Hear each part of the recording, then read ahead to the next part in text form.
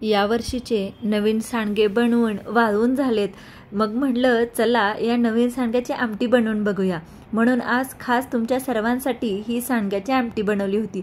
एवढी मस्त आणि टेस्टी बनली होती म्हणून तुमच्या सर्वांसोबत ही रेसिपी शेअर केली आहे। यासाठी मी 1 वाटी सांडगे, बारीक चिरलेला कांदा, 2 ते 3 चमचे शेंगदाण्याचं बारीक करून घेतलेलं कूट घेतलेलं आहे। तसेच हळद घेतलेली आहे।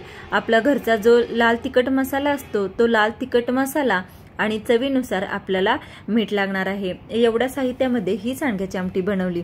सर्वात प्रथम कढई गरम झाली की त्याच्यामध्ये तेल टाकलं।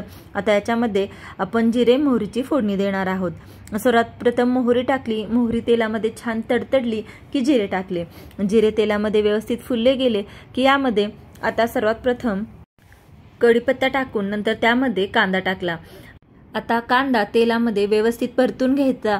अगदी सोनेरी रंगाचा होईपर्यंत हा कांदा व्यवस्थित तेलामध्ये परतून घेऊया। कांदा परतला की कांद्यामध्येच आपण थोडीशी हळद टाकणार आहोत। पाव चमचा मी कांद्यामध्ये हळद टाकली। आता हे देखील तेलामध्ये हळद आपण परतून घेऊया, म्हणजे हळदीचा कच्चेपणा हात लागणार नाही भाजीला।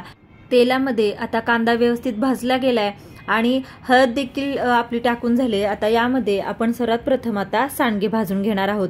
तेलामध्ये सांडगे भाजल्यामुळे सांडग्याची चव छान लागते। डायरेक्ट याच्यामध्ये पाणी न ओतता तेलामध्ये सांडगे परतून घ्यायचे, भाजून घ्यायचे, त्यामुळे त्याची चव अजून वाढते, आमटी खाताना टेस्टी लागते।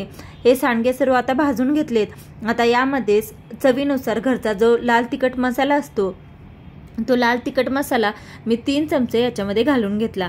आता तो देखील या सर्वांसोबत आपण मिक्स करून घेऊयात, तेलामध्येच परतून घेऊयात। सर्व मसाला आणि सांडगे आता तेलामध्ये आपले सर्व परतून झालेले आहेत। आता हे सर्व सांडगे पण भाजले गेलेत। आता यामध्ये आपण पाणी ओतून घेऊयात। जेवढ्या क्वांटिटीमध्ये आपल्याला बनवायची आहे भाजी रस्सा तेवढ्या क्वांटिटीमध्ये पाणी ओतून घ्यायचं। हे सर्व एकसारखं मिक्स करून घ्यायचं आणि यामध्ये आता भाजीला उकळी येऊन द्यायची। गॅस फ्लेम हाय करायची। उकळी येईपर्यंत गॅस फ्लेम हाय करून ठेवली की पटकन उकळी येते आणि उकळी आल्यानंतर आता आपल्याला चवीनुसार मीठ या भाजीमध्ये टाकायचं आहे।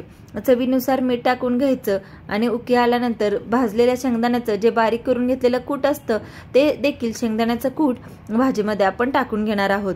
शेंगदाण्याचं कूट थोडंसं जास्त टाकायचं, म्हणजे भाजी खाताना छान लागते, एकदम पातळही होत नाही। आणि आता चवीनुसार मीठ टाकून एकसारखी आपण मिक्स करून घेतली आणि मीडियम फ्लेमवरती भाजी झाकून 10 ते 12 मिनिटं शिजण्यासाठी ठेवली। आणि आता हे सांडगे पटकन शिजतात। वरून कोथिंबीर टाकली आणि आपली ही भाजी सर्व करण्यासाठी रेडी आहे। हे सांडगे पटकन शिजले जातात, खाताना देखील अगदी मऊ लागतात, तोंडात टाकताच विरघळतात। अशी ही सांडग्याची भाजी खायला अतिशय मस्त टेस्टी लागते।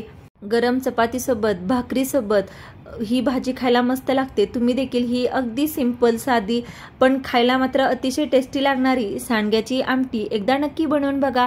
व्हिडिओ आवडले असल्यास व्हिडिओला लाईक करा, कमेंट करा, शेअर करा आणि माझ्या मिसेस RYK या यूट्यूब चॅनेलला नक्की सबस्क्राईब करा। अशाच सिंपल टेस्टी रेसिपीज पाहण्यासाठी नोटिफिकेशनचं बेल आयकॉन देखील प्रेस करायला विसरू नका। Thank you so much.